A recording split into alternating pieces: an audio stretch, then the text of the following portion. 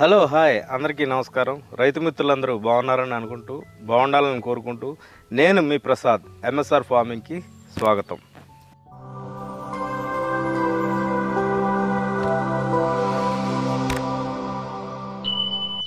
ఈరోజు టాపిక్ వచ్చి sulphuric acid మీద అండి. H2SO4 సల్ఫ్యూరిక్ యాసిడ్ అంటే సల్ఫ్యూరిక్ యాసిడ్ మీద మన రైతులకి చాలా అపోహలు ఉన్నాయి. అపోహలు అంటే కనుక కేవలం అది అపోహలు మాత్రమే. సల్ఫ్యూరిక్ యాసిడ్ యూజెస్ గురించి తెలిస్తే దాన్ని వదిలిపెట్టాం మనం. సో దాని ప్రయోజనాలు ఏంటి, దాని వల్ల వాడడం వల్ల వచ్చే నష్టాలు ఏంటి, అది ఏ రకంగా వాడాలి, ఏ కాంబినేషన్లో వాడాలి, ఎంత వాడాలి, ఎప్పుడు వాడాలి, దీని మీద మనం ఈ రోజున ఈ ఎపిసోడ్ చేస్తున్నామండి. నేను ఇది అపోహ అని ఎందుకన్నానంటే మనందరికీ కొద్దిగా సల్ఫ్యూరిక్ యాసిడ్ అంటే అది ఒక ఎసిడిక్ నేచర్ కలదని, అది భూమికి లాస్ అవుతుందని, వేరు వ్యవస్థని అన్నిటినీ ఖాళీ చేస్తుందని, చెట్లు భూమి అన్నీ స్పాయిల్ అవుతాయి అని చెప్పి మనకి కొద్దిగా చాలా డౌట్లు ఉన్నాయి. ఆ డౌట్లు నిజమా అంటే కనుక ఒక రకంగా నిజమే. అది ఎట్లా దాన్ని వాడితే బాగుంటుంది అనేది చెప్తాను. ఈ సల్ఫ్యూరిక్ యాసిడ్ లేకుండా ఇప్పుడు ఎటానమస్ ఏదైతే అంటే అత్యాధునికంగా ఇప్పుడు ఇజ్రాయెల్ టెక్నాలజీ ఇవన్నీ ఫాలీ హౌసెస్ ఉన్నాయి కదా, ఫాలీ హౌస్లో ఎన్పికే అనే దాంతోపాటు ఎన్పికే సెపరేట్ ట్యాంక్స్ ఉంటాయి కదా, దాంతోపాటు సల్ఫ్యూరిక్ యాసిడ్ ట్యాంక్ అనేది లేకుండా మీకు పాలీ హౌస్ ఇన్సులేషనే అవ్వదు. ఫుల్ ఎటానమస్ నేను పాలీ హౌస్ అని నేను చెప్పేది. ఫుల్ ఎటానమస్ అంటే కనుక ఆటోమేటిక్గా అన్ని మిషనరీ చూసుకునే ఎక్విప్మెంట్ ఏదైతే పాలీ హౌస్ ఉంటుందో దాంట్లో కన్ఫామ్గా ఎన్పికే ట్యాంక్స్తో పాటు సల్ఫ్యూరిక్ యాసిడ్ ట్యాంక్ కూడా ఉంటుంది. అంటే దాని ఉద్దేశం ఏంటంటే కనుక సల్ఫ్యూరిక్ యాసిడ్ అనేది మొక్కలకి చాలా అనుకూలమైంది, చాలా మంచిది. ఈ సల్ఫ్యూరిక్ యాసిడ్ లేకుండా మనం వాడేటువంటిది డిఏపి కానీ పొటాష్ కానీ ఏది కూడా దీని నుంచే తయారవుతాయి. ఇది లేకుండా ఎట్టి పరిస్థితుల్లో అవి తయారవవు. అలాగే ఈ సల్ఫ్యూరిక్ యాసిడ్ మన కడుపులో కూడా ఉంటుందన్న సంగతి అందరికీ తెలిసే ఉంటుంది కదా. సల్ఫ్యూరిక్ యాసిడ్ అనేది చాలా లిమిట్, కొద్ది మాత్రంలోనే మన కడుపులో కూడా ఉంటుంది. సో అది లేకపోతే మన తిన్నది కూడా అరగదు. అలాగే ఏదైనా పేడ ఎరువులు కానీ ఇవి కూడా సల్ఫ్యూరిక్ యాసిడ్ లేకపోతే కంపోస్ట్ కూడా అవ్వదు. సో ఎంత ప్రాముఖ్యత గలది మన ఈ సల్ఫ్యూరిక్ యాసిడ్.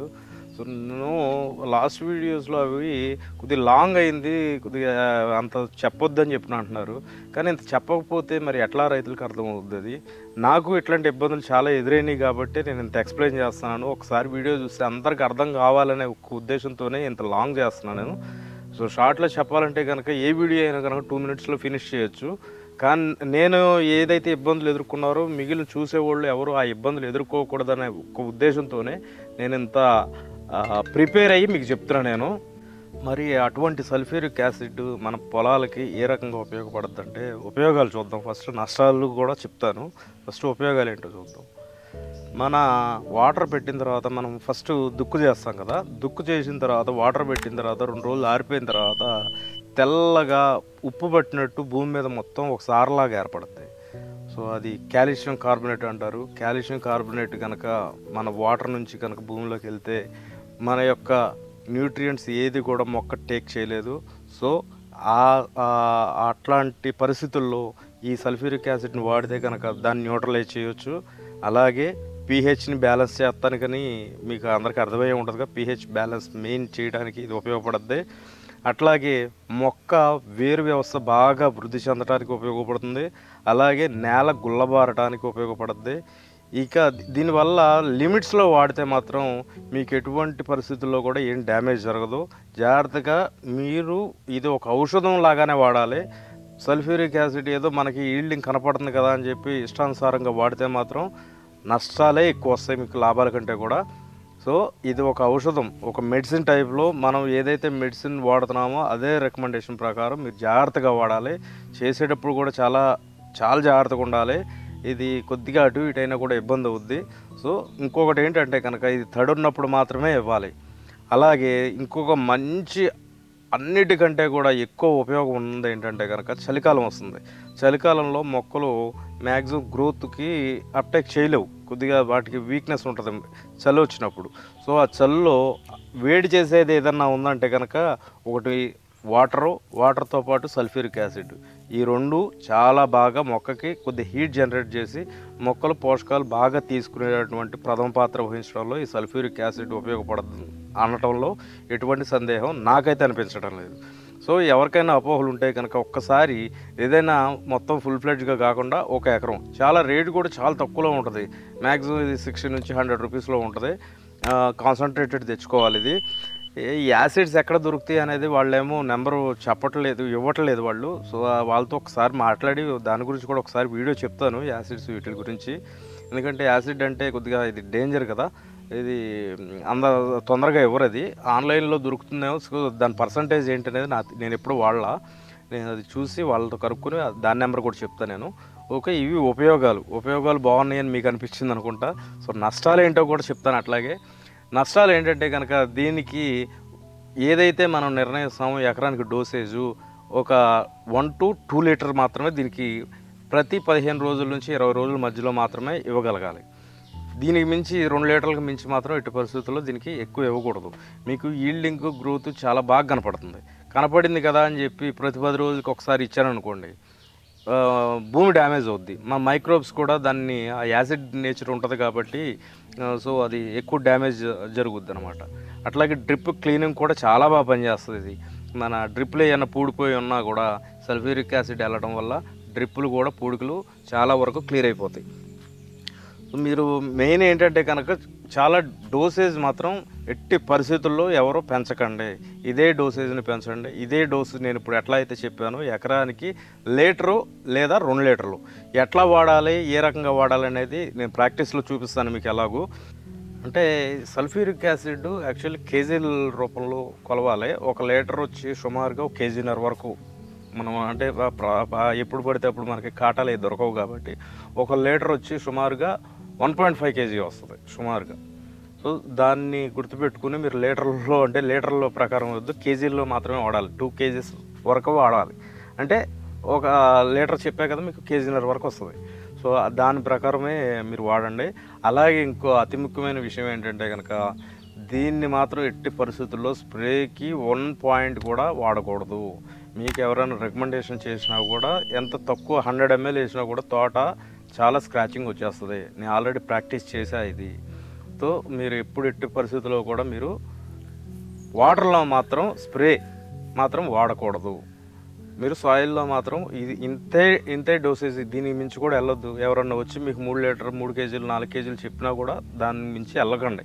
ఎందుకంటే హీట్ వల్ల మైక్రోబ్స్ అన్ని డ్యామేజ్ అవుతాయి. మన మైక్రోబ్స్ డ్యామేజ్ అయితే మనం చేసేది ఏమీ లేదు, మైక్రోబ్సే మన వ్యవసాయం కాబట్టి.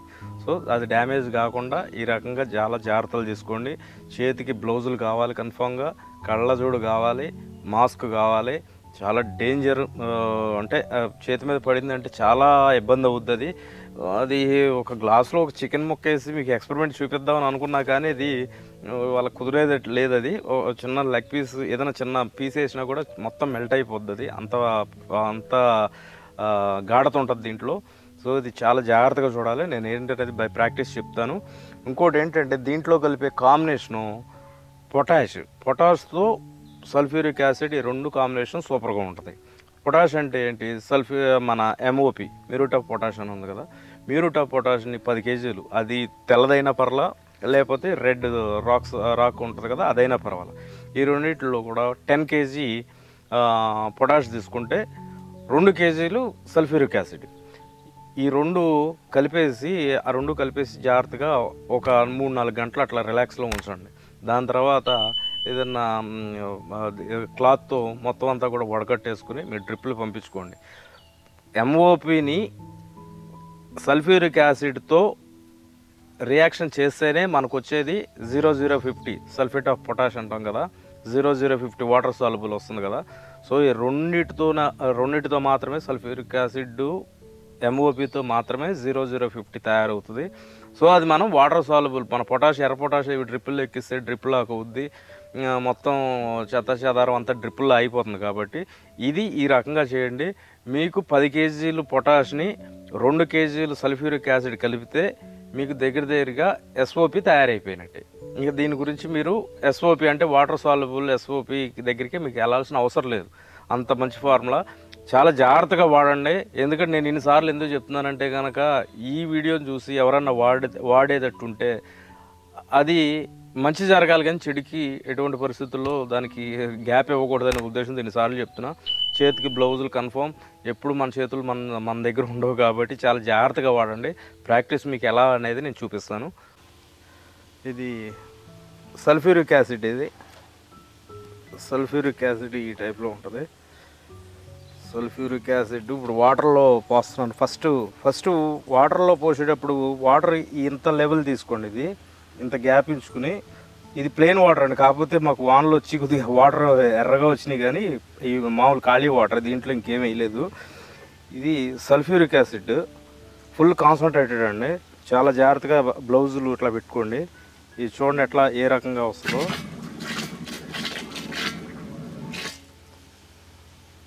ఇలా స్లోగా, చాలా వేడి వస్తుంది, చాలా జాగ్రత్తగా వాడండి. ఇది ఇలా కొద్ది కొద్దిగా ఫస్ట్ వాటర్ తీసుకున్న తర్వాత ఇది పోయాలి. మీరు డైరెక్ట్ ఇది పోసిన తర్వాత వాటర్ పోస్తే కనుక చాలా డ్యామేజ్ అయిపోతుంది. ఫస్ట్ వాటర్ ఉండాలి, వాటర్ ఉన్న తర్వాత ఇది పోయాలి. చూడండి వాటర్ ఎట్లా హీట్ అవుతుందో.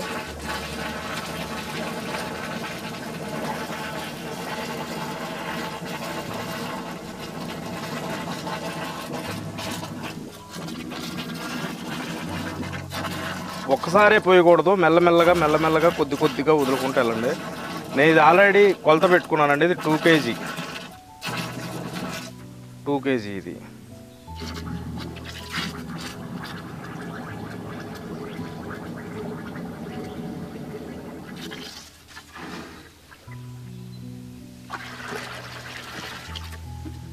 ఇట్లా అయిపోయింది. ఇది అంత ఎఫెక్ట్ ఏమి ఉండదు. కొద్దిగా వాటర్ అయితే కనుక లైట్ హీట్ వస్తుంది, మీరేమి ఇబ్బంది పడద్దు. పొటాష్ తీసుకో.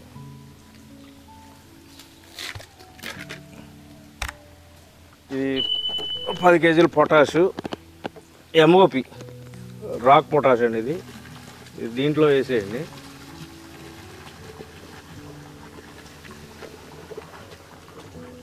కర్ర ఇది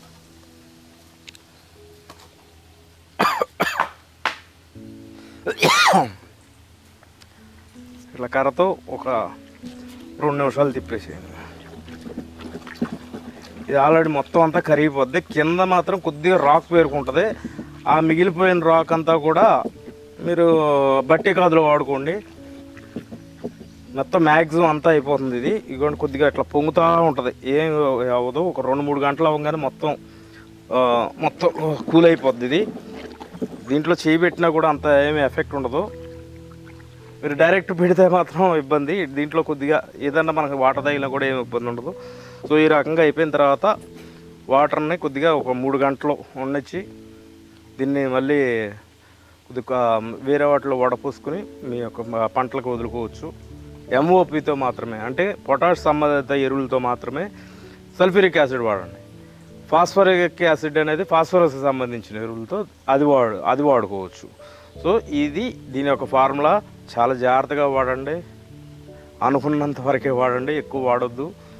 రిజల్ట్ గూస్ బంప్స్ అవుతాయి, చాలా బాగుంటుంది. మీ యొక్క pHని కూడా మీరు చెక్ చేయొచ్చు. ఇంకో విషయం ఏంటంటే పొటాష్ ఎక్కించేటప్పుడు pH ఎంత అవుద్దంటే కనుక pH చెక్ చేయడం పెద్ద మీటర్లు ఏం అవసరం లేదు. మీకు బుక్ స్టాల్స్లో లిట్మస్ పేపర్లు అని దొరుకుతాయి. జస్ట్ అది ఎంత 100 రూపీస్ 150 రూపీస్ ఉంటుంది. ఇంత చిన్న షీట్ లాగా ఉంటుంది ఇది. సో అది తీసుకొచ్చి మామూలుగా మీరు వెళ్ళి వాటర్ డ్రిప్ ఉంటుంది కదా, ఆ డ్రిప్ దగ్గరికి వెళ్ళి ఒకసారి చెక్ చేయండి. దానిపైన మీ కలర్ మెథడ్స్ ఉంటాయి. ఆ కలర్ దేనికి మ్యాచ్ అవుతుందో చూసుకుంటే మీకు ఓన్లీ పొటాష్ పంపించినప్పుడు మీకు pH 9 నుంచి 9.5 9.5 10 వరకు కూడా వెళ్ళద్దు pH. కానీ ఇదే పంపించే ఈ టైప్లో చేసి పంపించిన తర్వాత మీకు pH చాలా నార్మల్ అయిపోద్ది. 6.5లోకి వచ్చేస్తుంది మీకు pH. డైరెక్ట్ మీరు లైవ్ చెక్ చేసుకోవచ్చు అది. సో లిట్మస్ పేపర్లు నేను ఎక్కడో బయట పెట్టి మర్చిపోయాను, అవి తీసుకురావాలి. లేకపోతే అవి కూడా మీకు ప్రాక్టీస్ చూపించేవాడిని. నెక్స్ట్ ఎప్పుడైనా టాపిక్ దొరికినప్పుడు అది కూడా చెక్ చేద్దాం. మీరు ఈ టైప్లో చేసి పొటాషియం వాడుకుని సల్ఫ్యూరిక్ యాసిడ్ వాడి భూమిని కాపాడి మైక్రోబ్స్ని కాపాడి వ్యవసాయం బాగా చేసి తక్కువ రేట్లో ఎక్కువ ఆదాయం తీసుకోవాల్సిందిగా రైతులందరినీ కోరుకుంటూ మేమైతే ఈ మందుని కొద్దిగా వడగట్టిన తర్వాత మాకు ఈ వెంచూరీ ఉంది కదా, ఈ డ్రిప్కి వెళ్ళిపోద్దండి డైరెక్ట్. ఈ వెంచూరీ ద్వారా ఈ మోటార్ ద్వారా మాకు మొత్తం అన్ని పొలాలకి ఎక్కడ కావాలంటే అక్కడికి కార్కులు మార్చుకుని పంపించుకుంటాం. మీకు ఎవరైనా ఫ్లడ్ ఇరిగేషన్ ఉన్నవాళ్ళు సేమ్ ఇదే మెథడ్లో చేసి ఈ డ్రమ్కి అడుగున ఒక అంగుళం వదిలేసి అక్కడ ఒక ట్యాబ్ పెట్టుకోండి. కింద అడుగు బాగాన ఒక చిన్న ట్యాబ్ పెట్టుకుని మీరు లైట్గా ఇట్లా కలుపుకొని ఆ కాలంలో వదులుకుంటే మీ ఫ్లడ్ ఇరిగేషన్ కూడా ఇది కంప్లీట్ అయిపోతుంది. ఈ చాలామంది డౌట్లు అడిగారు, మాకు డ్రిప్ కాదు ఫ్లడ్ ఇరిగేషన్ ఉంది, నీళ్ళు కడుతున్నాము, నీళ్ళు కట్టేటప్పుడు ఏంటి అని చెప్పి. సో వాళ్ళకి అట్లా వాడుకోండి, చాలా రిజల్ట్ బాగుంటుంది. థ్యాంక్ యూ అండి. నెక్స్ట్ టాపిక్ వచ్చి ఫాస్ఫరిక్ యాసిడ్ గురించి చెప్తా. Please like, share and subscribe. Thank you.